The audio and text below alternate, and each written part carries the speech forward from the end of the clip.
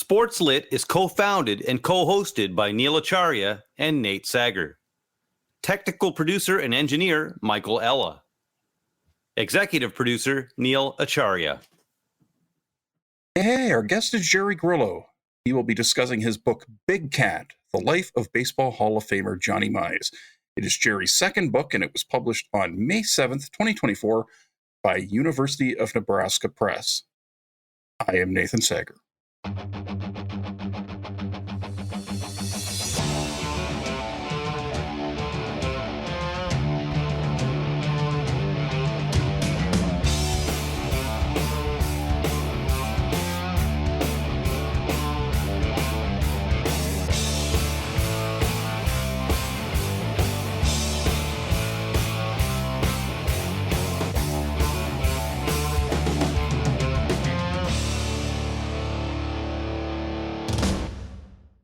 Johnny Mize has been called the best ball player who never won a league MVP award. He's also in the Baseball Hall of Fame. A lot of baseball books get published. You would think he would have had a complete biography about him or by him published during his lifetime. But until Jerry Grillo brought out Big Cat, the slugging first baseman had never had that kind of book-length treatment. That almost mirrors Mize getting clipped or Wally pipped a bit in the ongoing story of baseball. He didn't enter the National Baseball Hall of Fame in Cooperstown, New York until relatively late in life. And this is a player whom Grillo writes was famous. He had a leading role in defining a new age of baseball in the pivotal post-Second World War years. So why was that? Why did we consider this book good fodder for our podcast? Well, Big Cat got on our radar for Neil Acharya and I when Grillo posted about it in a baseball book social media group. And it just, tweaked some curiosity. I think we like to show the unending variety within the sports and recreation book genre.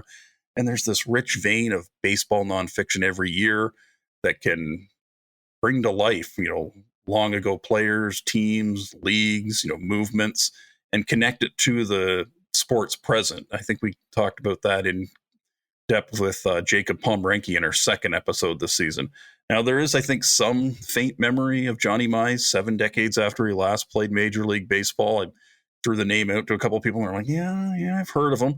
Maybe they saw a graphic that shows that he was the only player in the history of the sport to hit 50 or more home runs in a season while striking out fewer than 50 times. And I knew of that because when my parents got our first family computer, at the Christmas I was turning 12, it included, I think I brought this up with Noah Gattel a few episodes ago, it included the Earl Weaver baseball game, and that was the season they used for Johnny Mize, 51 homers, but he struck out only 42 times. So a bit of bio on Jerry Grillo. He called himself a baseball nerd from day one, something I'm obviously guilty of as charged. He's based in Northeast Georgia, and he was like sort of a longtime community journalist at his core, but a baseball fan. And he currently works as sort of a science writer at Georgia Tech. I'm just going to say the short form of the school. They play big time college football and baseball and basketball. And then just about 2 decades and change ago, Jerry was an editor at a community weekly not far from where Mize grew up, and then returned to spend his final years. Grillo became acquainted with Judy Mize, one of Johnny's adult children. So he started saying, well, yeah, I can do this book. And he started, interviewing Mize's contemporaries, but, life events came up. Jerry and his spouse, Jane, they welcomed their son, Joe, into the world. Joe has cerebral palsy, as I read in one interview. So the book understandably had to wait, but I can say that as a reader, I'll channel Buck O'Neill. It was right on time. So I didn't know all of that when I reached out to Jerry for an advance copy this spring, but someone, saying I can do this, and someone with that community journalism background, I was reminded of Jonathan Jackson with The Making of Slapshot, his book that we discussed in an episode last season 7, episode 5. And maybe the way that Jerry's persevered and to bring this out, maybe it'll inspire someone else. Who knows? His first book, The Music and Mythocracy of Colonel Bruce Hampton, a basically true biography, earned him a spot on the shortlist for Georgia Author of the Year in 2022. And you can follow him at jerrygrillowriter.com. So now Johnny Mize, I mentioned that best player to never win MVP. That was bestowed by none other than Bill James, the OG of data-informed baseball writing, or at least one of the OGs. And of course, I mean, he's gotten such fame that he was even on The Simpsons one time. I made baseball as fun as doing your taxes. No, now, of course, Mize had the numbers, but that's not so much as interesting. It's what was great about the book was how it reflected that saying, may you live in interesting times. It applied to Mize as a 17-year-old boy from the rural South. His intake into pro ball came at the start of the Great Depression in 1930. He sort of had this mixed blessing that he chose to sign with the St. Louis Cardinals. Branch Rickey, who ran the team's entire player development system. He's beatified for, the fact he signed Jackie Robinson to the Brooklyn Dodgers to break the racist line in the 1940s. But, another side of his legacy is how he had what was called the Cardinal Chain Gang that allowed St. Louis to have the player pool to compete with the big city teams, including, the New York Yankees that had shaped the economics of the sport since the early decades of the 20th century. Within that, we at the top end, it brought the Cardinals great players, like Stan the Man Musial. But, the upward mobility could be stifled. It almost feels like playing in that environment would almost be like the housing market in many parts of Canada to these days, to be honest. Hey, we got to have a little gallows humor, folks. Certainly helped the Cardinals, establish themselves as a one of baseball's legacy franchise. But if you ever have seen the cult classic baseball movie Long Gone, well, it's not for nothing that the evil enemy team is the Cardinals and not the Yankees, as so often happens in baseball-related media. So Mize had a little bit of a later start in the big leagues for a player of his ability. And his era as a major leaguer from 1936 to 53, it was also defined by an increased untenability of the racist line in the American and National Leagues, also known as the color line. Ball players of Mize's vintage, they had to abide it, but he put himself in the cultural minority by going to play winter ball in the Dominican Republic and in Venezuela, where he played for the great Martin Dihigo, as his manager. And of course, Dihigo probably played all 9 positions. Mize also barnstormed with black players as a young major leaguer, and he had integrated competition in service ball during the Second World War when he was first stationed in the Great Lakes region and later in Hawaii. And Mize, in his last days with the New York Giants, he was an ally for that club's first African-American players, Hank Thompson, Monte Irvin. And that was 2 years before Willie Mays, whose recent death has been mourned by every sports fan. That was 2 years before Willie Mays. He was helping the players who helped Willie Mays get acclimated to an environment when he was 20 years old. But far from a footnote, Mize, he won 4 home run titles, and don't make me point at Pete, he got on base. In fact, he was 6th on the career home runs list when he retired, even though he lost 3 seasons of competition when he was entering his 30s. And that happens to be the prime years normally for a power hitter. So his total of 359, he probably could have been like 450 if he had played through the war or whatever, or if he had played at another time. And of course, they didn't have the designated hitter when he played, so that also probably cost him some at bats and some compiling opportunities. I'll just share that imagine how the career totals of some of the premier power hitters of all time would look if they had missed their ages 30 through 32 seasons. Instead of 755 home runs, Henry Aaron would have 655. Barry Bonds would drop below Aaron on the all-time list with 647. That might make some people happy. Albert Pujols, instead of having 700 some homers, he falls to 594. Babe Ruth loses his famous 60 home run season and drops to 582. And Willie Mays falls from 660 to 530, and so on. Of course, that's nothing compared to what team operators denied to Josh Gibson, Oscar Charleston, Turkey Stearns, Ted Strong, Willard Brown, and Willie Wells, and their contemporaries. And of course, yet they persevered anyway. Sort of a good read on all of that, those currents in baseball in the 1930s and 40s is the book Race Ball by Rob Ruck, if you ever want to pick that one up. So this was a timely title for our little show because we're into July now. That's the month where Baseball Hall of Fame induction weekend takes place. Mize got the call finally in 1981. He was an elite performer, but I think the book shows that, the circumstances, not of his own making, beyond his control, certainly got in the way of checking the boxes that tend to win over the baseball media who vote on the Hall of Fame. And that happens to so many deserving players. There's some, parallels between Mize and my childhood favorite, Tim Raines. They both, played for a team that no longer exists in the city where they starred, whether it was a team called whether it was the New York Giants or Raines playing with the Montreal Expos. When they got their World Series rings, it came as sort of a veteran part-time role player with the New York Yankees. So that doesn't stand out as Hall of Fame worthy. And of course, Raines needed all 10 years on the ballot to get into Cooperstown. There's a little similarity too with another great left-handed hitter who had an unconventional route to MLB. Larry Walker also needed all 10 years because there was skepticism about his numbers, and they didn't happen to come when he was playing for maybe on a big stage because he was playing for the Colorado Rockies.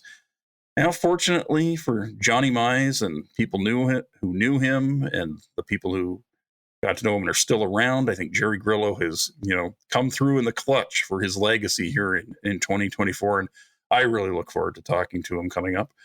A reminder, you can find our catalog of episodes, links to buy any books read and discussed here at sportslit.ca. If you listen, please leave a review. It sort of helps. And now, Jerry Grillo to discuss Big Cat.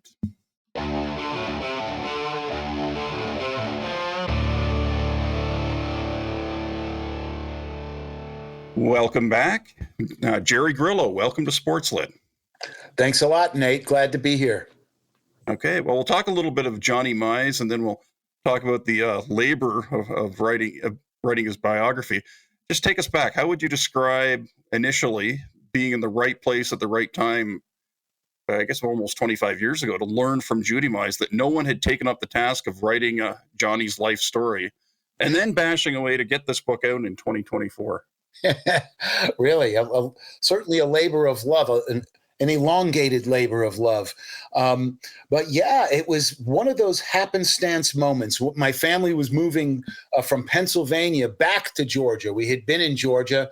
We had spent a year of madness in Pennsylvania for a job. I was a sports editor at a really terrific little newspaper there. But we did miss Georgia. We wanted to come back, but we didn't want to go back to Atlanta and the suburbs. We wanted to kind of go to the mountains, which is where I am now. So my wife and I both found jobs with local newspapers here in the mountains. And where I was situated was about 5 miles from where Johnny Mize was born, lived and died. And maybe my first week on the job, I get a phone call. The new editor gets a phone call from Judy Mize, and, she says, "This is Judy Mize, my daddy was." And I'm like, "I know who your daddy was," because I was by then already a longtime baseball nerd. I don't think there was a time I didn't know, maybe who Johnny Mize, I always knew who he was because I grew up in a New York household. My father was a Yankees fan, and I grew up hearing tales of these guys, from the old days, like they were these mythological figures. And Mize was one of Dad's favorites because he was sort of this underdog specialist. I mean, don't get me wrong, Dad, as an Italian, loved Joe DiMaggio, Phil Rizzuto. His favorite was Lou Gehrig. I mean, my pop was old enough to remember Lou Gehrig, but Mize was a special favorite, and I always remembered that. So when I'm on the phone with Judy, all of this is flooding my memories, right? And this is amazing. So I'm sure, Judy, I'd love to meet. And we talked about the story she had in mind, which was a sort of about her late father, a contest that a cereal company was holding at the time, and sort of a friendship kind of grew from there. And she would call every once in a while, either to complain. Sometimes, she might not like an editorial I wrote, or it might be something else, just to share a new story she heard from Stan Musial's wife or something. And it was just very sweet. And after a while, I thought it would be great to write about your dad. And I was stunned, as you mentioned, to learn that nobody had, done this, a book about him. And so I got to work on it. wrote a few chapters, wrote a speculation letter, sent it to a publisher who does a lot of baseball books, and didn't require an agent, which I didn't have. So, and to my surprise, they loved the idea and they wanted to do the book. And this would have been around the year 2001. This would have been, in fact, exactly 2001, the year my son was born. So my little boy at the time, my baby, was born maybe, a week or two, perhaps after I got this letter from the publisher. And that changed my life. I mean, he had a number of difficulties, you might say, challenges, disabilities that sort of kept my eye on that ball and away from baseball for a while and writing books. And I had to tell the publisher, I can't really commit to this. And so I put the project down for 20-something years. Yeah. But I remained in the right place, and the time still remained right. I still live in the same place I lived in at the time, and my son is now a 22-year-old young man, still with the disabilities that he was sort of born with, but in a place where, we can all do the things we need to do. And so one of those things for me is writing books. Yeah. And just in the ongoing story of baseball, why is it important for people now to know about Johnny Mize, the man, the career, and maybe sort of the aftermath of sort of getting neglected a bit by the Hall of Fame until late in life? Well, besides what I think the very important fact that they need to know about it because I wrote about it, other than that, no, really, other than that, I think his story is interesting because it's about a man from another time, right? Born more than 100 years ago. He would be 111 today, in the Deep South, at a time when the Deep South was obviously maybe a different place than it is today. I don't want to say too much. Certainly things have changed and there's a long way to go. I mean, here as there are everywhere. But that aside, this was a different world. Johnny Mize came from a very secluded white part of the world, Appalachia, the Appalachian Mountains. And what's important about it, and I think especially now, and this certainly wasn't planned, but when I think about it in context of where we are today, he turns out to be this incredibly open-minded and sort of individual who was all about the adventure in the world. And as consequently, when he was 19, 20, 21, he had a great time, playing baseball with men of color, playing with Negro League stars and with Latin stars. And, this was a guy with a deep Southern accent, leaving the woods for the first time. And he's finding adventure around the world, not only in the big cities of the North and in the major leagues, but even before that, with Negro leaguers and with people who didn't look like him and sound like him. And his attitude was, can they play ball? Can I play ball with them? All right, we're good. I mean, there was just something about that came across the more I learned about him. And the more I learned about him, the more he seemed a man of not only of his times, but maybe of any time. I think this is a man who could be lifted from playing baseball in the 30s, except for the obvious different bodies that ball players had back then, plucked into today's game and would be a $20 million a year DH. This was a man who could have been playing at almost any time. The only difference would have been the positions that he would have played. And what were for the broader audience, what was the examples of his just spirit of acceptance and allyship throughout his playing career? Sure. He was sort of a live and let live kind of guy. I never wanted to that's one thing I've made clear, I think, with a few people is I'm never going to make the argument that Johnny Mize was some kind of crusader for baseball integration and this kind of thing. Johnny Mize was for Johnny Mize and for his teammates. And so for a few months when he was 20 years old, when he was a minor leaguer, and this was in the winter between seasons. And to make a little extra money, he joined a friend who took him on a barnstorming expedition of Puerto Rico and then the Dominican Republic. While Johnny was in Puerto Rico, stunning the locals with his, tremendous power and at the time, good fielding.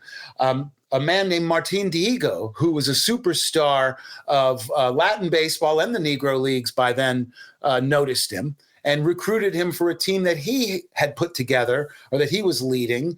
That was sort of a super team from out of Venezuela that was going to vie for the Trujillo Cup, one of the great tournaments in Latin America at the time, in the Dominican Republic.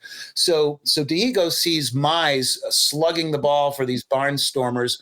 At the time, they're playing against everybody, against Puerto Rican teams, other barnstormers, including Negro League teams. I mean, this was, I think, a real world-changing moment in a way for Mize, because he was away from American soil, so to speak. And here he was. It was, play ball. The job was to play baseball and have a good time.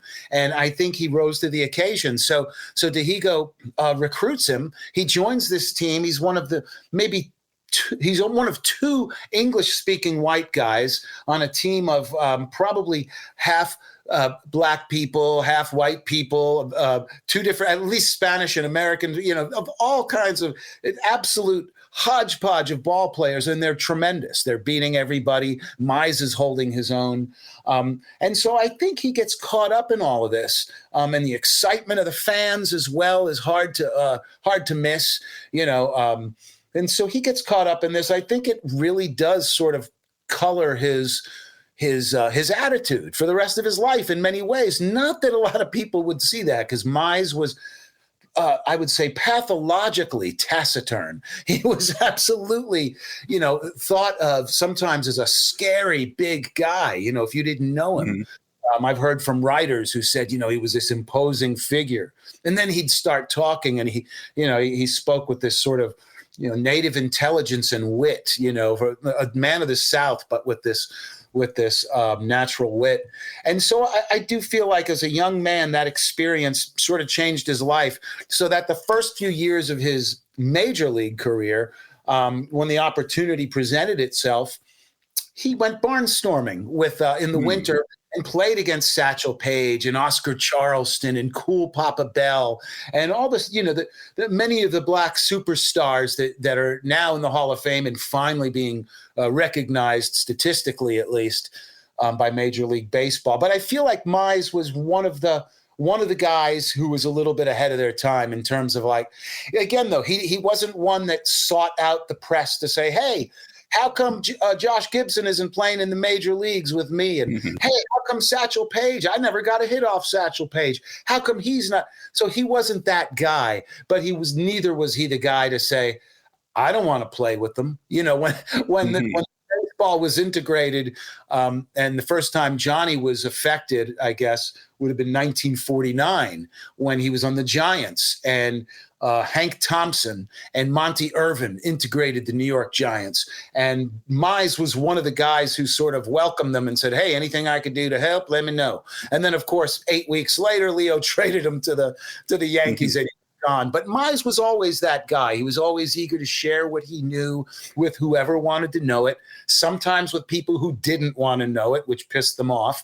But all that to say, I think he was sort of again, an open-hearted guy, a cussed independent kind of guy. He wasn't going to let, say, the mores and screwed up nature of a region, say like the Southeast of the Jim Crow era, screw up his thinking and his perceptions of the world. He always came across that way to me. The more I got to know him, the more that came across to me. And Jerry, it might interest you to know, I work with the Inter-County Baseball League up here in Southern Ontario. We actually have a team now called the Chatham-Kent Barnstormers, which is sort of based on that history, and they play at Fergie Jenkins Field. Nice. Took their history from a team in that community back in the 1930s, an all-black team that won amateur championships and obviously faced racism And of course, we have a team called the Toronto Maple Leafs in the league, a baseball team called the Toronto Maple Leafs, and that was the name of the same team that Johnny Mize would have played against when he was in Rochester. Yes, I did want to sort of ask, how would you sort of characterize what baseball was as an industry, what it was like when Mize was playing, and sort of maybe how that affected the raw numbers that he was able to put up, which are the ones that Hall of Fame voters who may not have never have seen the guy play tend to look at?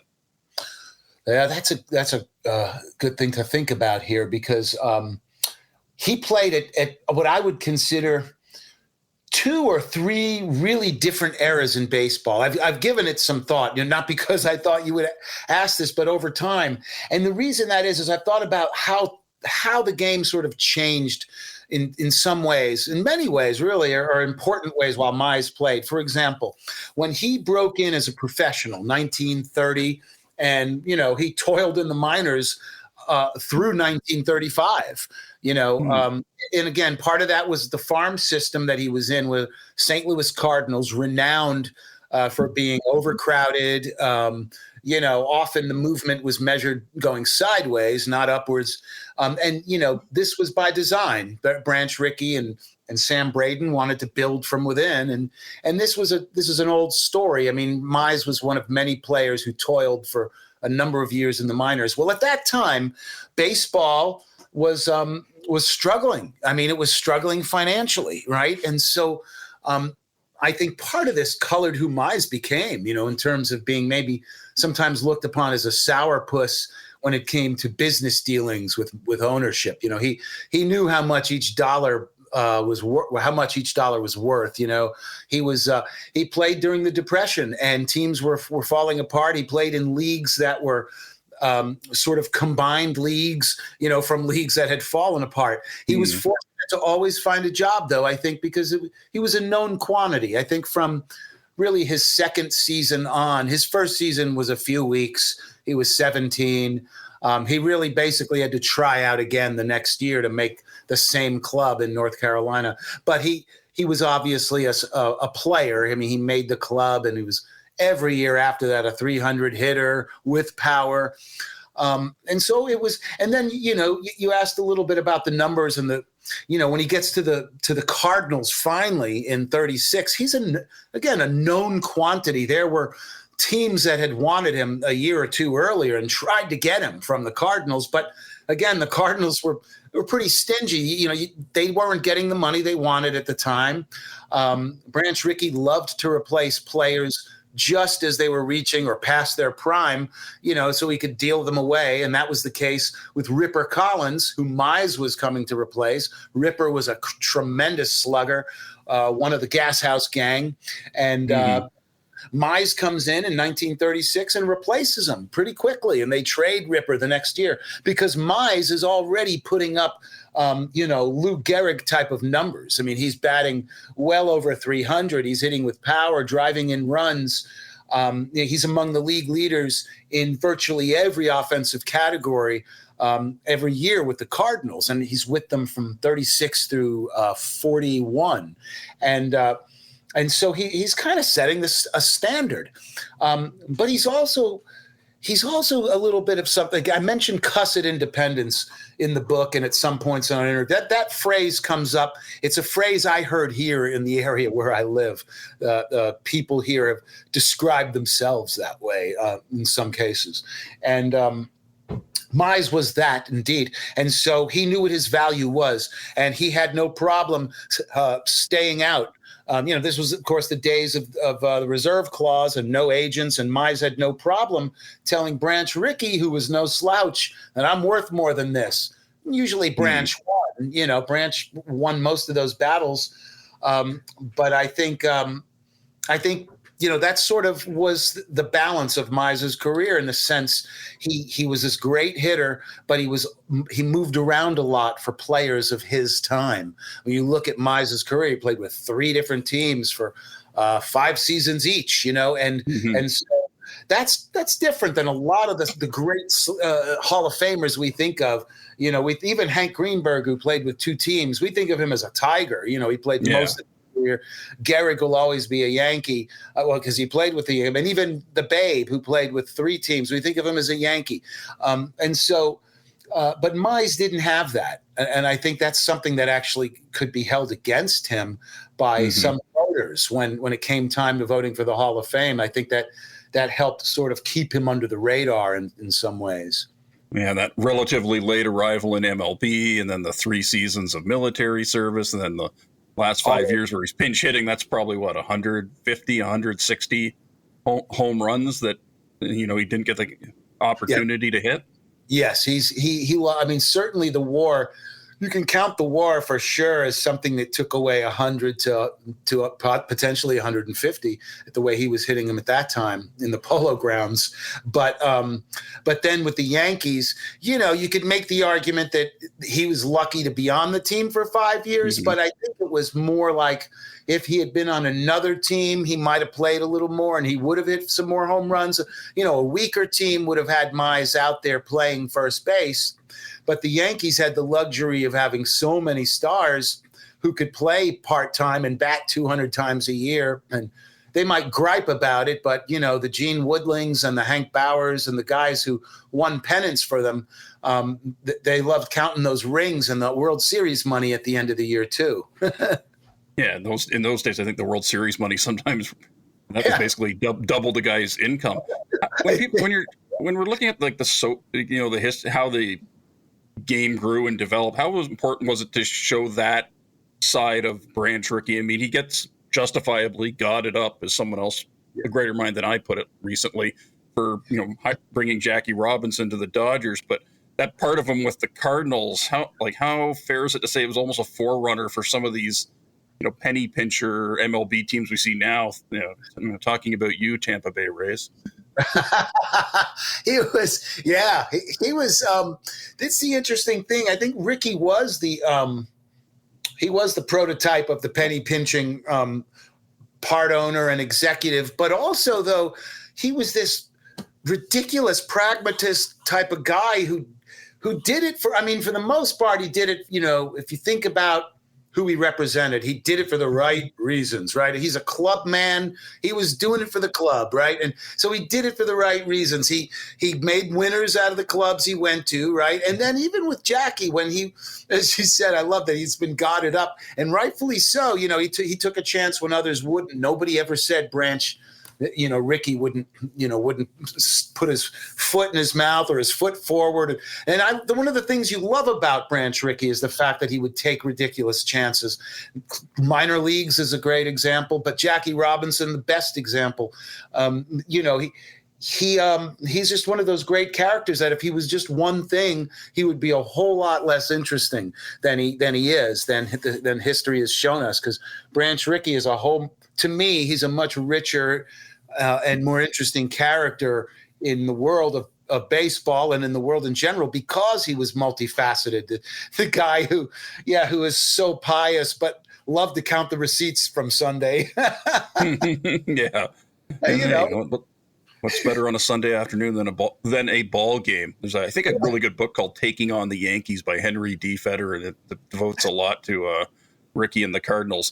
Now, something else we touched on was I was well aware of how there was service ball during the Second World War.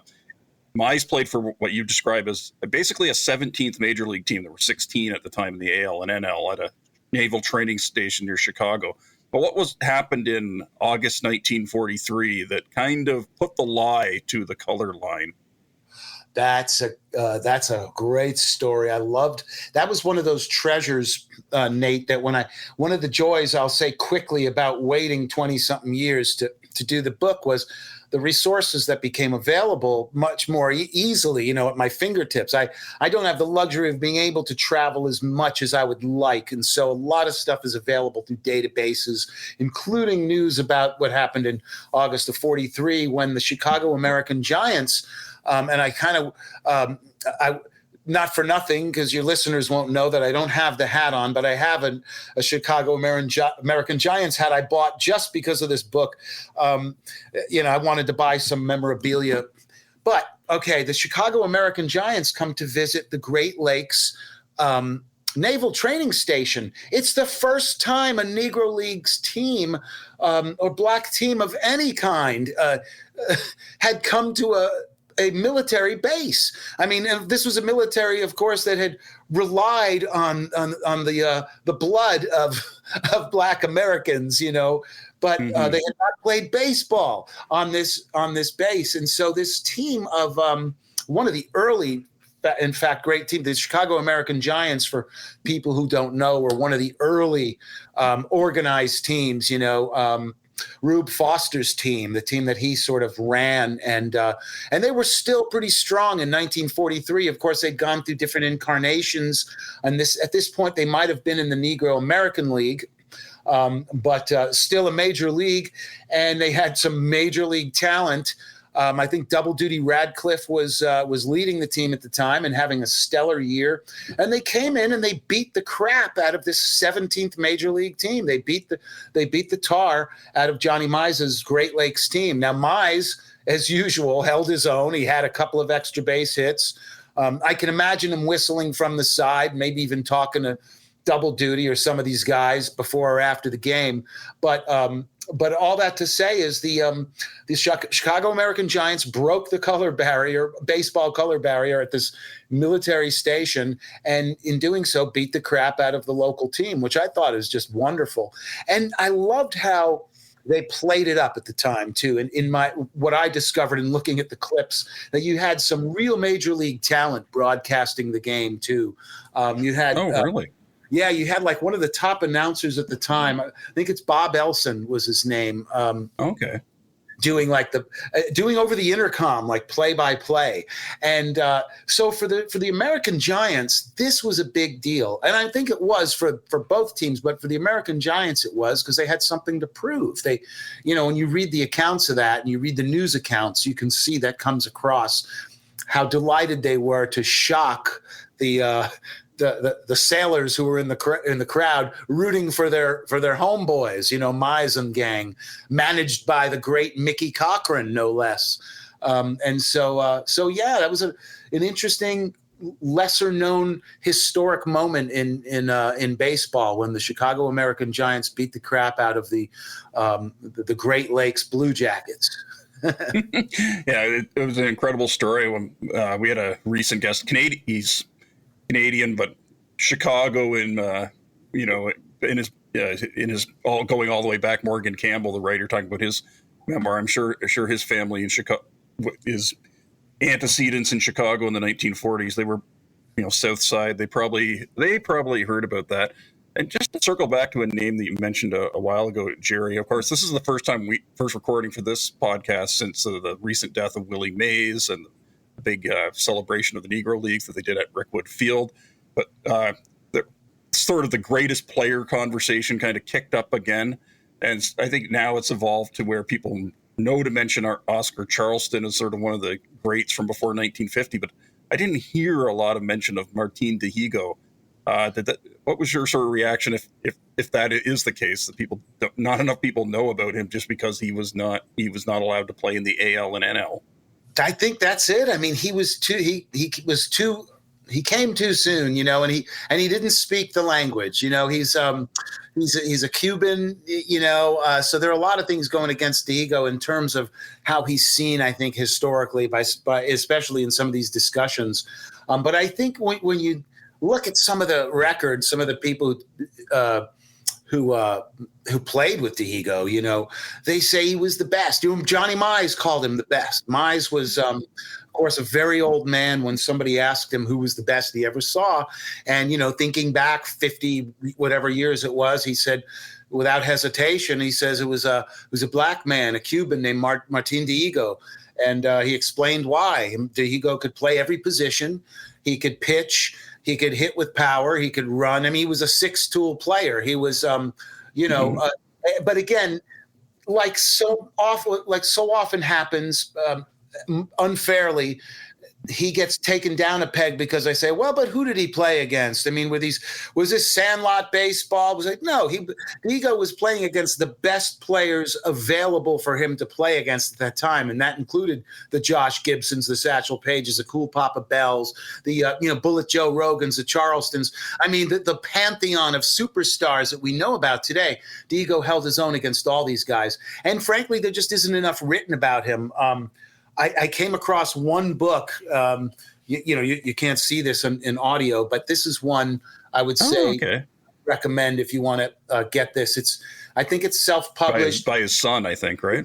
Son, and and I've heard that the English version probably loses something in translation, but I found it valuable. And I spoke with him. I mean, at least through LinkedIn. We talked, and I did use a translator because Gilberto doesn't do English, or not very well, and I don't do Spanish very well. So we used a translator, and we communicated slowly. But anyway, all that to say is Gilberto Diego did a fine job in the biography of Martin, but it's one of the few, and it's a harder to find book. And I think Martin is, he's overlooked today, like so many of the players, I think, of his generation and his color, and frankly, people from other countries. We never hear about Tetelo Vargas either. Tetelo Vargas, the Dominican deer, who was the superstar from the Dominican Republic from the 20s and 30s, right? So, and actually Tetelo Vargas holds the record, the single season record for highest batting average now, because as we know, the Negro League's records have been integrated into our overall Major League record book. Vargas was one of Mize's teammates back in the day. So it all comes full circle, Nate. Yeah. And I know there was a lot of, I'd say a lot of noise around that, but I was kind of my reaction was, well, this is the sort of I happened to have an acquaintance with Mike Lynch, who was one of the seam heads who got on this 4 or 5 years ago, recovering the stats, and I was just like, this is the most we can do at this point, and that's why we have to do it, because it is the most that can be done. That's it. It's the most we can do, and we know that. I mean, we know with how wrong it was, and certainly we can't beat up people who are long dead for the mistakes they made. All we could do is try to do the best we can. And I think something like this, recognizing the statistics of Negro Leaguers, I think is a fantastic idea. It does nothing to my sense of well-being or love of the game, or it doesn't change. I may still fall back and think, well, Ty Cobb, 367. It won't take me very long to remember that, but Josh Gibson batted higher. I don't care if I remember what the figure is. I trust a lot of the anecdotal information that we've gathered over the years, as well as the work of guys like the seam heads guys who have really busted their asses to pull together statistics that none of us have seen. I think we have to trust that. We can trust the eyes of superstars like Johnny Mize and Joe DiMaggio, who saw Satchel Paige and saw Martin Dihigo and said they were the best. If we're going to lionize these guys, then we should trust what they said, and so for that reason alone, I think, sure, there's room for more statistics. Yeah. And I mean, I'm a huge, like I said, I've alluded to it, I'm a huge baseball nerd. I mean, the fact I literally, work as an official scorer for a senior league, you should tell, I think that's my credentials right there. Cool. I guess that sort of brings us around, Jerry, to resourcing yourself for this book. What did the hunting and gathering look like with just, as the Gen Zs say, getting the receipts on Johnny's life and times? The receipts were pretty expansive, right? It was just a matter of knowing where to look, I guess. And when it first started 20-something years ago, I did the old-fashioned thing. I reached out to the people who knew Johnny Mize because they were still alive. And at the time, I didn't know I was on a clock, but I was able to reach Whitey Ford. I was able to reach former American League president and Yankees third baseman Bobby Brown. Bill Werber, a great infielder and later author. I was able to reach all these old-time ball players who played with or against Mize. and sports writers, a couple of writers who knew him or saw him.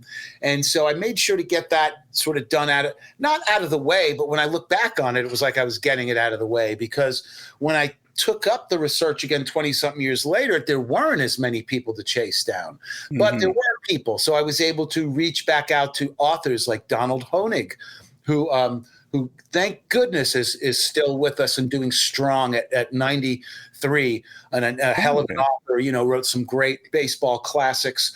And Peter Golenbach, who wrote some great baseball classics, men who met Mize, and spent some time with him and were gracious enough to share their stories, right? And so from there, after the human resources, which are always the best, there's just so much on the interwebs, of course. I'll start with the obvious places: newspapers.com. Sporting news is online at Paper of Record. There's and then there are other databases too. I was able to get a few other newspapers, say from New York, that aren't on newspapers.com. And then there's the New York Times, that you can go to their database. So I had a variety, a real potpourri of places to research in terms of news accounts. But then there were just some great books out there that, none of which wrote extensively about Mize, but a chapter here and there. Joe Posnanski's Baseball 100 I'll cite as a particular favorite. And my all-time favorite would have to be, Honig's Baseball When the Grass Was Real, where Mize, he interviews Mize, and it's, 8 to 10 pages of Mize, and that was invaluable. But then, I'm getting to go to Piedmont College, now Piedmont University, where Mize played baseball as a high schooler, which is near my home. So I was able to take a short drive to Piedmont and look at their archives. And they had some interesting things in the ways of letters and photos. And so it was the full gamut. Even the Baseball Hall of Fame, I reached out to them and they sent me some cool digital materials. I would love to have gone to Cooperstown. It just wasn't able to fit it in into my schedule or lifestyle, but it was. But I was really, really fortunate to have just a plethora of stuff, and of course, a lot of cool stuff on the web, which helped me tell the story of the winter in the Dominican Republic, finding the newspapers from the Dominican Republic on the web, and a couple of websites devoted to Latino baseball that were very helpful. And at least one or two researchers who make that their specialty. So there was just some really cool stuff that frankly didn't exist when I started this over 20 years ago. Yeah, and we've had Jacob Pomeranke from Sabre on earlier this year too for a book about Joe Jackson. One artifact I was interested in just from reading the book was, how did you get your hands on, and how meaningful was it that you got a copy of a book that had once belonged to Paul Hemphill? Wow, I'll tell you why that is important on a lot of levels, Nate. Paul was a personal friend of mine, first of all. He was a dear friend, and he became a dear friend because I worked with his wife, Susan Percy, an amazing editor, for about 12 to 14 years. She's one of my dear friends, my great friend. And what happened, I knew who Paul Hemphill was before Susan started working with me at the magazine where I worked many years ago. And we were both editors there and writers. And I didn't know she was married to Paul. She had a different last name, but one of our first conversations, and that we got to talk, and I was, God, you're kidding me, because I loved his writing. And that's so. And as a matter of fact, she said he's going to be writing this story for us in one of our. And I was like, oh my God! It's like one of those things where a ball player, you find out, a younger player, I'm going to be playing with Derek Jeter, or I'm going to be playing with John Mize or whatever. I felt like, wow, I've got this big leaguer who's going to be on my team, as freelancing, but. That's the way I thought of Paul. I always loved his writing, and got to know him through Susan and so on. And so when after Paul passed away, Susan gave me a number of his books. He had a lot of baseball books. Paul was a big baseball fan, and I'm of the opinion that I'll I'll die on this hill, that Paul wrote the greatest baseball novel ever, which is Long Gone, and from which the best baseball movie was produced, Long Gone. I'm really attached to those. But so Susan gave me these books, and there was the one that Johnny Mize wrote, that Mize autographed to Paul. And Susan, are you kidding me? Don't you want to keep this? I didn't realize that at first, Nate. I just took the book home because I need a copy of Johnny Mize's book. I had a photocopy, literally a photocopy, not even a digital. That's how long ago I got it. But she said, no, take the book. He would want you to have those. He knew you loved anyway. So then months later, when I was, or maybe even years, when I was doing the book, and I opened it and I saw that Mize had signed it to Paul Hemphill. I'm like, Susan, wouldn't your grandson like this? I got to give this to you. She says, no. She was adamant. And so I think probably it's one of those things I'll leave when I leave this world, is I'll leave to Hank, her grandson, this book. But for now, it came in huge. It was a huge lift for my book because it was all right there. It's just, I didn't have to go through my stupid photocopies. Plus, it's signed by Johnny Mize, and it belonged to Paul. And I know the story. Paul was this 14-year-old kid who still had hopes of making it in baseball. He literally did this. And he no doubt bought the book thinking, this is the secret. This is going to help me, Johnny Mize. And of course, Paul made it as far as a couple of weeks in Class D. He did make it that far, but couldn't hit his weight. And so, went on to become a great writer instead. But all that to say, I knew all this, I pieced this together, and Susan and I pieced this together. And then he got it signed years later when he met Johnny Mize, and Paul was a known writer, and Mize signed it for him. But I just love that. And it's one of my favorite things of all the things. That's amazing.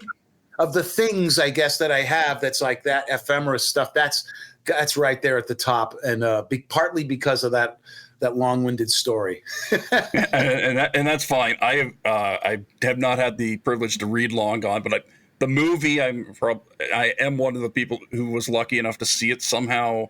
I think my mom would rent anything that had baseball in it, and in the VHS video store era. So, and I didn't have the type of parents who were strict about, something had swearing in it or kind of risque. They didn't worry about that too much. I think it was, well, hey, they're like, we want to watch Caddyshack, so you can watch Caddyshack with us. Now I have to test a fan theory about Long Gone now, since the movie. Is the Dylan McDermott character, Jamie Dawn Weeks, is that supposed to be Paul? It sure is. It sure is. That is based somewhat on Paul. It definitely is. The other story I heard regarding that film, and I really need to get the book that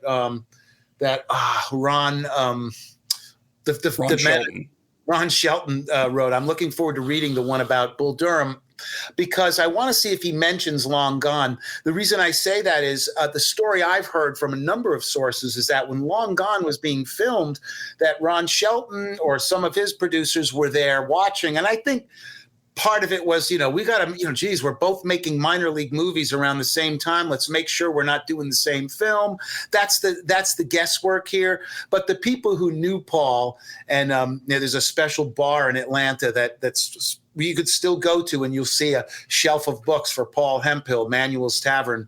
And some of his best friends still go there. They'll tell you, like me, they'll go to their dying day. It's a better movie than Bull Durham. They get all angry about it. I mean, I recognize both as classics. I love Bull Durham. It's a great movie. There's no, and fortunately they're two different movies. They're just both about the minor leagues. And so I think there's room for both of them. Yeah. And I tend to, yes, I totally agree. The similarities they have are just sort of uncanny, right down to the fact that the old grizzled pro in both cases is a switch hitter. That's right. There's a lot. There is a lot of that, and I'm sure that there was stuff that Shelton saw. I don't know. That's the thing. Shelton played ball, so he had plenty to base his story on. But so did Paul. So it's like Well, you have to figure that there's something in the baseball zeitgeist, eternally that feeds into these guys who had their cups of coffee or made it into the minor leagues, and they had some artistic bent, because that's the similarity between the two of them. I can't imagine that, that they knew. I know they didn't know each other, but they had two separate experiences in the low minors. Shelton may have made it further. I don't know how far Ron made it. I think he got as high as AA, maybe. Okay, yeah. So he made it up there a little bit. Paul was, Paul didn't. I think Paul didn't even make his high school team. Paul was the guy who went to. Well, he's got a great story. You might have read this. It's a short piece, an essay where he went to Ty Cobb's baseball camp. It's a true first person story. So Paul met Ty Cobb, but Paul was also a unapologetic liberal, of the South. He was absolutely a man of the 21st century who died way too soon. His best book, if you haven't read it yet, is except Long Gone is my favorite, but his probably best book, well received, is Leaving Birmingham, which was I know a difficult book for him to write because that's where he was born, where he grew up. But it was about all the things that that he kind of had to leave in order to be the man that he was. That included his family, his parents, his father. But a great story, and as you know, a great storyteller. Yeah, Paul Hemphill, Leaving Birmingham. I am going to seek that out. Now, what I of course love about books and baseball movies, we recently had Noah Cattell on for Baseball the Movie, of course, is that they're living documents and you can always find something new. And I was just wondering, Jerry, what's sort of the upside that all the firsthand insights you got from, Whitey Ford and Don Guttridge or Carl Erskine, that they get now to this fresh presentation that, outlives them, so to speak? Wow. It's a big, I can only answer from for me, it's like this huge responsibility. There's this sense of awe almost, right? I will admit that it's not to make too big out of a thing, but because we're all finite creatures, because we're all going to shuffle off this mortal coil. When I got back to writing this book, I was well aware that Whitey Ford and Don Guttridge, for example, had died, right? And all these other guys. That was one of the things that drove me, was like, these men had given me their time to tell a story that I told them I was going to tell, but I hadn't told it yet, And so that was one reason when I had the time to do the book, I had to do it. It was this sense of, there's this living document that doesn't live because I didn't share what they said, even though, don't get me wrong, it's not like the things that Don and Whitey and Bob and all these guys said is earth-shattering stuff, but it's all part of the bigger story, of baseball, of Johnny Mize, of their lives. And so I felt like, man, I really owe it to them to at least use the words they shared or the ones that, made sense for the book. And then with Carl Erskine, you mentioned, that was particularly special because this is what's profound about that for me. When COVID was raging, and we were all, and I want to say this was because I guess the world closed down like February, March 2020. Yeah, and March 2020. So this would have been February 2021. We'd all been out of it for a while, and we were kind of still in it. But on a lark, I called Carl Erskine. I just thought I'd like to speak with him because he had a son who has special needs. My son has special needs. His son is my age now. His son is a 60-something-year-old man. And I was curious about that. I thought maybe there's a story here. If Carl was willing to share it, and just out of the blue, I call him. He's 90-something years old. He's the sweetest, greatest, just absolute sharp and just happy to talk about his son, Jimmy. And then we get, of course, to baseball.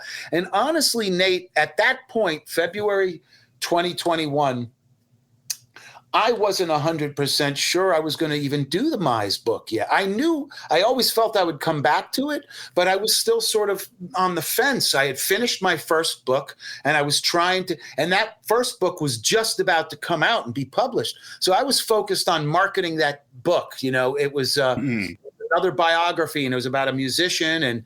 And so I was really focused on that. I hadn't gone back to writing the Mize book yet, but I'd been thinking about it. And with Erskine, it wasn't really about that. But after talking with him several times, yeah, I was inspired to write the Mize book and include what Carl had said. I really was wishing I could write a book on Carl Erskine because I loved the guy. And when he died, I really was sad. I mean, I did cry a little. I mean, he lived a good long life. It was just, for myself, but it really added something.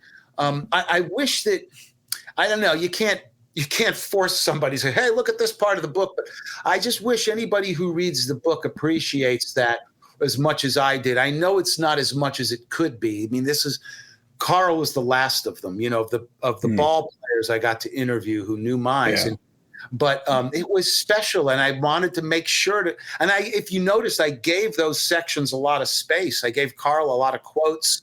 I even quoted from one of his books because that was something he and I didn't discuss. But I got a lot of stuff that, of course, I never have written about. But just and I asked him. I said, "You don't mind if I record this, do you?" And he was like, "No, I don't care. If you're gonna write about it." And I said, "I might." And then our second talk, I told him, I said, I might do a book about Johnny Mize. I've been considering it. And of course, that opened up a flood of stories for him, which were great because he remembered striking him out for the record strikeout. Yeah, I was going to bring that up, but I was like, do I go full Leslie Knope here and show that I know this fact? You can. That's all good. Yeah, I think it was 14 strikeouts, which I think was the record at the time, and Mize was number 14. Do I have that right off the top of my head? Yes, you do, and it was ironic because Mize was not known for striking out, and another reason why Erskine was so happy that it was Mize, and of course that Mize had hit a home run off him a year earlier, and so for several reasons, Erskine was very glad to strike out Johnny Mize. That stuck out as one of his favorite memories, record World Series strikeout. And I believe it was like I remember one year for Easter getting a Mickey Mantle book. Mickey Mantle put out a couple of books, and then Jane Levy did the definitive one. But it was something like Mize all day in the dugout was, and I can't do his voice, but he was just telling them what to do to hit the curveball, and then goes up and strikes out on a curveball. That was the 1953 World Series. Dodgers and the Yankees. The 1953 series, those guys loved when he struck out because Mickey, Whitey, Billy Martin, the younger sort of Hellraisers, they were not big fans. Like they were not close with Mize. Mize was closer with Tommy Henrik, who was a coach by then. Bobby Brown. Mize was was closer to the older guys, Hank Bauer. The crew cut guys, I guess. And because Mantle wrote some nasty things about Mize later. He thought Mize was he was a suspicious man. He was, this kind of stuff. And whereas Mize's attitude was always like, I played with Mickey Mantle. He was, Mize didn't really hold, if he held grudges, it was against baseball in general. It was against dead people. Like, why didn't I sign with the White Sox? Damn that Ricky. That kind of stuff. And that sort of brings us around too to you sort of described his persona and how did that sort of lead to maybe being a little bit misread by the people who are kind of the gatekeepers of the game's history and vote on Cooperstown. Yeah, because who gets that plaque. Yeah. I think because Mize was so sort of, on the one hand, quiet, on the one hand, came across as this sort of know-it-all sometimes when he did open his mouth to some people. That rubbed some people the wrong way. He had a gruff demeanor. I think they thought he was kind of mean. And so he didn't make a lot of friends in the press. He had a couple of friends, but not like, he didn't cultivate these things. And I don't think he cared much about it. He was his own worst PR guy, I guess you'd say. And so that attitude didn't play well with a lot of the guys who, like you said, were kind of the gatekeepers, the voters for the Hall of Fame. A lot of them remembered the gruff Mize, the quiet man. He didn't do much. Or they remembered, those last 5 years with the Yankees. Sure, he was a pinch hitter and they won 5 World Series, but he was a pinch hitter.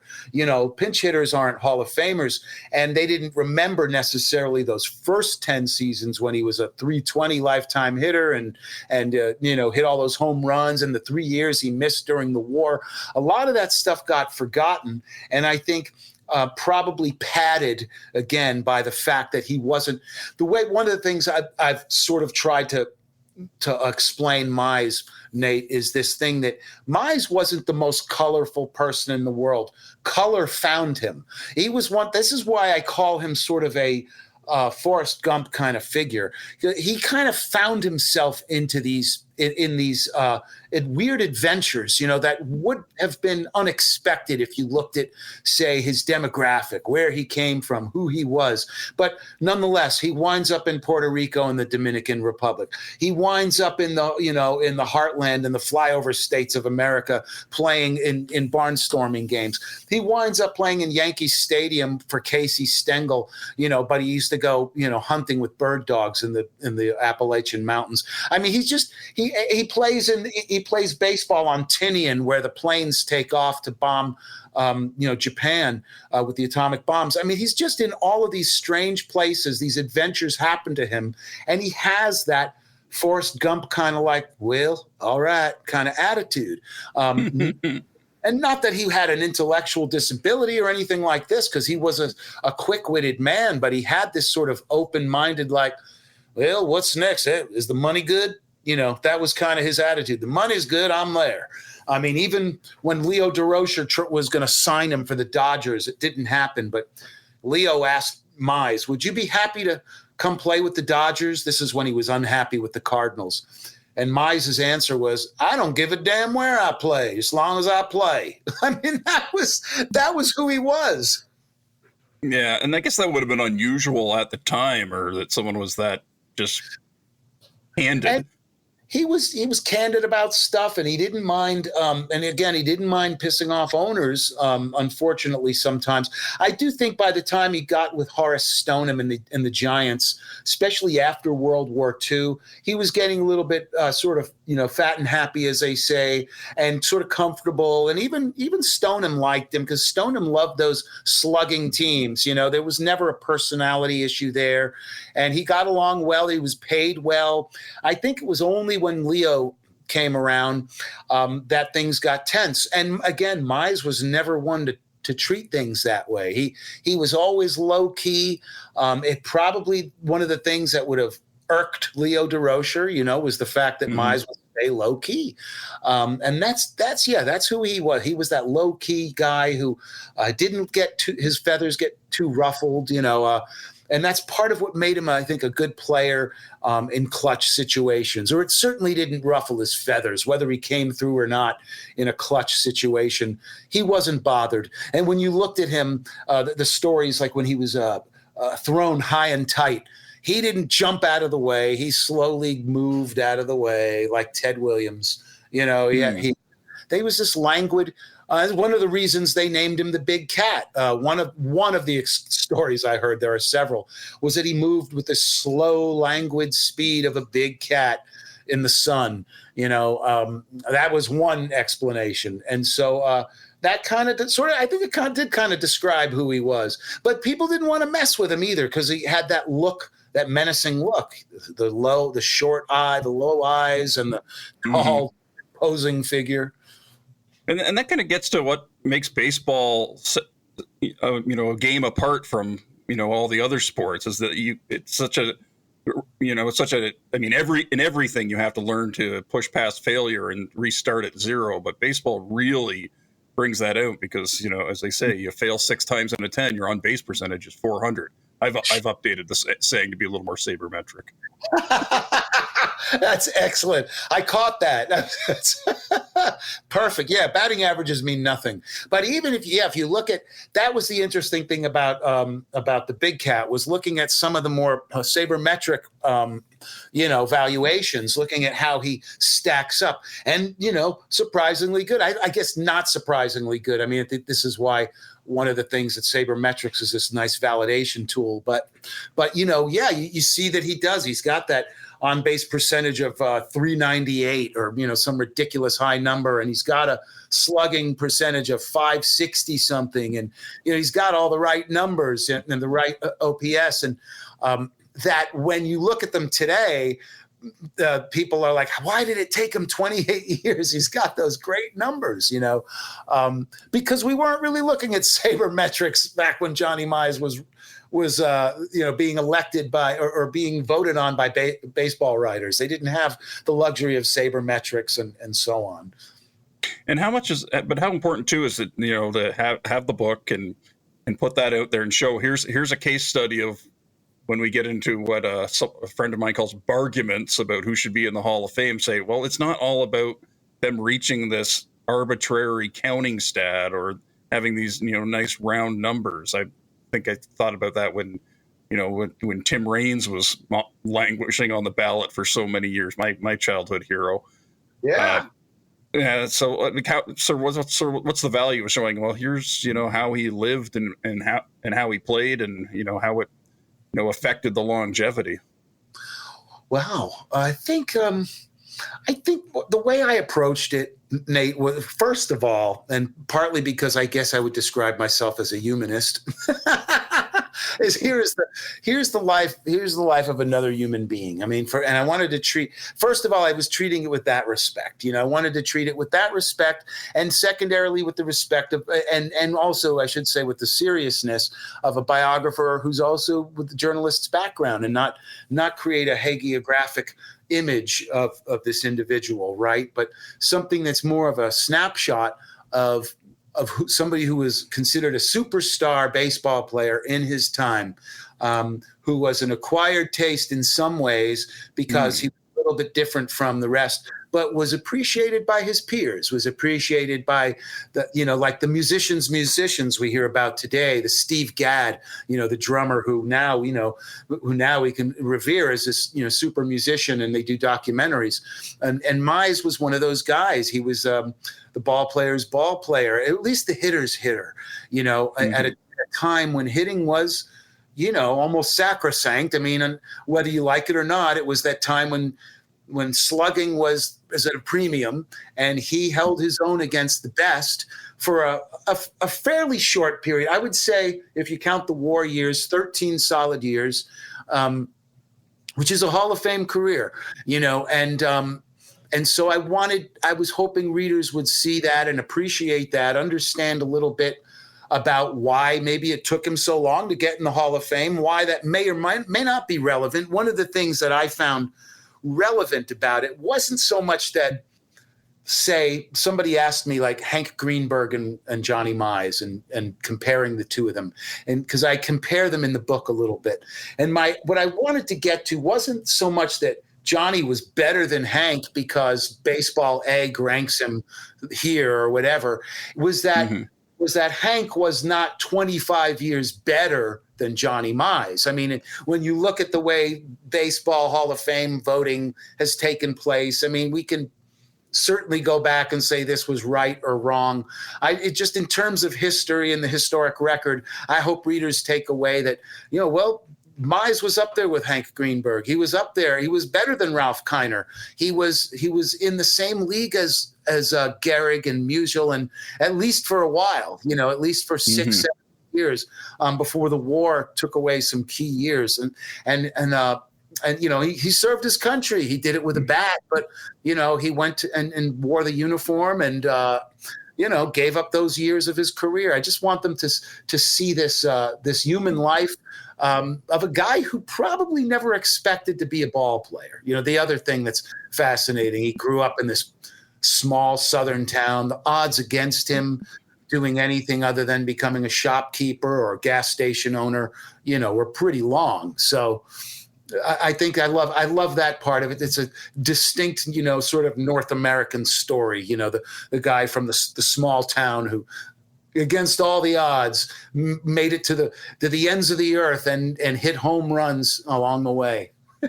Perfect. Well, thematically, I think I want to shift to a little Taker Light sort of cool down portion of this. I'm trying to get a sponsor from some sort of beverage company. I'm joking about that part, but thematically, of course, this month is Cooperstown induction weekend. Adrian Beltre, Joe Mauer, Todd Helton, Jim Leland. Just looking ahead at 2025. I'm not expecting you to rhyme off everyone who's still on it or will be coming up. Do you see sort of anyone out there whose sort of baseball life sort of has trace elements of the Johnny Mize story? Not in terms of the long wait, but I've looked at guys. I've thought about this, in the last year or so, but I look at guys who are playing now who are a little bit like him, and guys who I guess you might say are in the recent Hall of Famers. I think of David Ortiz, for example, is sort of a Mize type of player. In terms of looks as well as style. Didn't play much in the field, but nowadays I think in terms of Goldschmidt for the Cardinals. I think of actually Freddie Freeman. If you look at how they rank in terms of, and I'm riffing here, but I think I'm pretty close, like OPS numbers and stuff like this. These guys are all pretty close, and I think in coming years, Mize, these are going to be the guys who are like Mize, but they're not going to. It's not going to take as long to get them into the Hall of Fame. Partly because, well, frankly, Freddie and Goldschmidt probably are not. Don't have the digs against them for fielding that Mize had, but I think that I think that we're gonna see. I don't know that we're gonna see any other long time, except for one who's waited longer than anybody else. I want to put this out there, Nate. This guy's waited longer than anyone to get into the Hall of Fame, and he needs to be in. Pete Browning, the 19th century superstar who played for Louisville, and in fact was the original Louisville Slugger. And there'll be a great book about Pete. There's already one that's out about him, and there's another coming, a terrific one coming. I think I actually had a chance to pre-read this in a couple of months. So look for Browning, hopefully in a couple of years to get his due, though he's long dead. Yeah. Oh, perfect. And now say, obviously, baseball fans are only happy if they're unhappy with the state of the sport, of course. If you're commissioner for a week, what's one change you would make to try to make the game a little fan friendlier? This would make it more me friendlier. I would stop with putting the guys on second base and extra innings. Are they going to remove that? Because I don't like putting ghost runners on in the extra innings. That bothers me. First off, I mean that's the thing that tops my list. Okay. I'm kind of like trying to MacGyver it a little, where we say, like, what if we after the 3.5 hour mark, let's do this. That would be my fancy thing, since we're always concerned about the time baseball games take. I mean, doing it right away in the 10th inning is never set well with me. Yeah, I don't like I don't mind long games, but for the game's health, economic health, I can totally see I need to put on that hat. And I think we could do things like maybe even create situations where there are potholes in the outfield to make the game a little more interesting. Explosions that go off at different times, not necessarily to hurt individuals, but to shock them, this kind of thing. There's all kinds of things we could do to make the game a little more fan friendly, but I don't know if it would be baseball fan friendly. I've thought about this before, but usually after a couple of beers. Yeah. One thing I have noticed, I think that doesn't get talked about. I think Russell Carlton talked about it in the new ball game, was that outfielding play has just gotten too good in the last 15 years. Now that they can measure how fast and far an outfielder covers ground with StatCast, there needs to be hurdles. Yeah, there's got to be hurdles in the outfield. I mean, I don't want to hurt anybody, but there's got to be things that make it. Yeah, the ball has to be deadened a little bit. Man, that would piss off some fans. I think that you won't see as many home runs. But I agree with you on outfielders. When I think about it, especially with, you mentioned Willie Mays earlier, and I'm a Mays guy. I mean, he was my first favorite player, and I still love him, and was broken up when he died. He was 93. I'm not sad, but sad. And so you read about the great catches Willie made, and not to take anything away, he was the pioneer and maybe the first, because I love him. He's still the best. But you look on any highlight night and you're seeing any number of guys make these diving plays that are ridiculous, that Willie wouldn't have made or wouldn't have tried to make. Because people even asked Willie, "You didn't dive very often," and his answer was, "Because I didn't have to." But but you see this a lot, and you're right. The fielding is just insane. Whenever I look at a batting average or an on-base average even, and I get depressed, geez, these guys stink. I look at who's in the outfield or who's in the infield, and no, they don't stink. The defense has gotten that much better, and the pitching is always fresh. Yeah, it's just the paradigm of the most exciting play when you're in the stadium is, two runners on and someone hits one in the gap, and there's all this excitement and people are running around the bases and who ended up where's the ball going, and that is not it. You don't see enough of that. Now, Jerry, your full-time job is at Georgia Tech. I guess I want to ask, what's the challenge of doing that kind of technical writing for anyone who sort of has to make that transition from journalism into that line of work? Well, I'll say this. I'm kind of lucky in that it's basically the same toolbox. When I took on the job at Georgia Tech, the idea was science writing, the same thing you might see, and you might remember the old magazine Omni or Popular Science.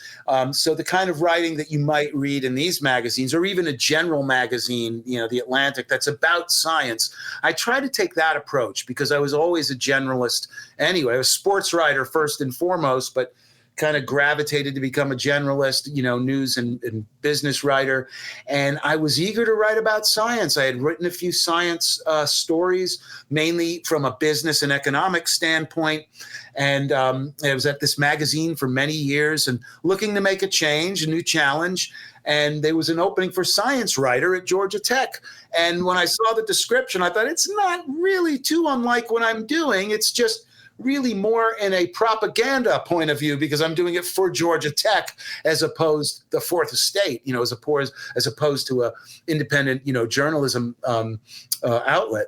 So it's really pretty much a lot of the same stuff, but it does test my brain, man. It's not like even sabermetrics seems accessible to me compared to what I have to read on a day-to-day basis at Georgia Tech. I'm dealing with molecular biology one day and new materials for battery cathodes the next day, that kind of thing. And it keeps the brain fresh and nimble. And trying to write that stuff for, your basic 8th grade reading audience is the challenge and the fun. But again, not for fun. The baseball is the stuff I do for fun. And I hope there's another baseball book in me. I'm not sure what it will be yet, but I have a few ideas.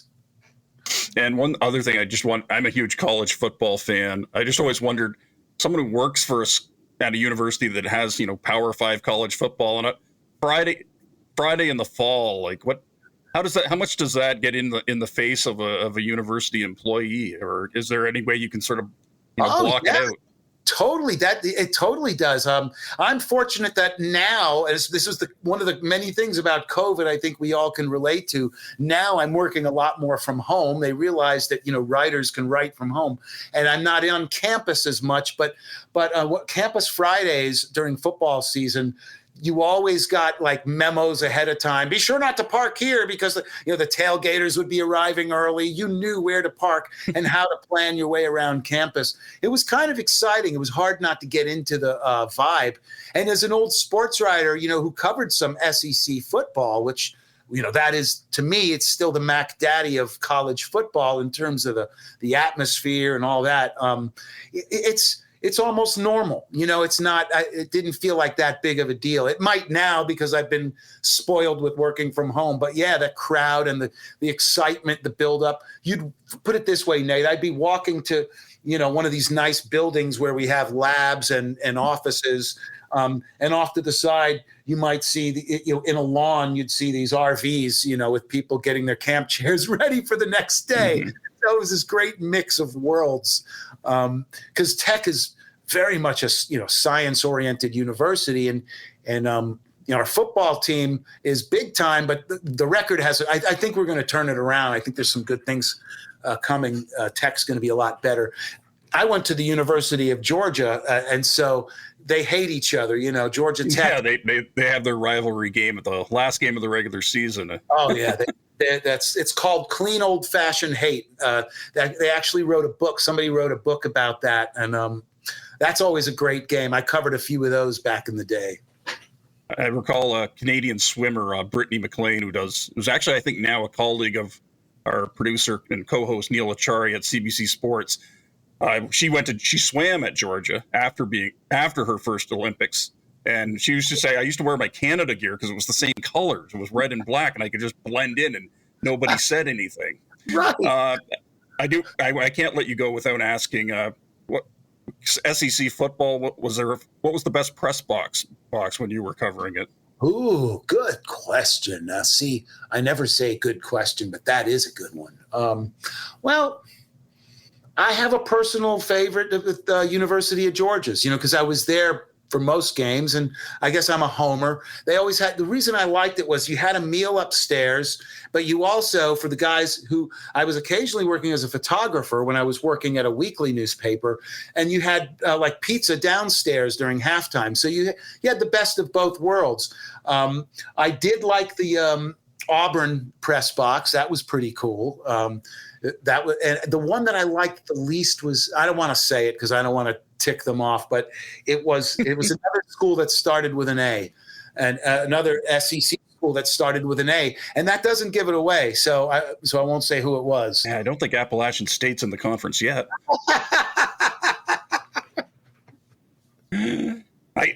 There's been a lot of realignment, but it's not that crazy. Well, on that note, Jerry, I think we can wrap it up and call it a night. Thank you so much for this. It's been worth your time. So the book is Big Cat: The Life of Baseball Hall of Famer Johnny Mize by Jerry Grillo, and from University of Nebraska Press. That's it. And I really appreciate it, Nate. Thank you so much. It was a real gas to talk about the Big Cat and all things sports with you. All right. Thank you so much.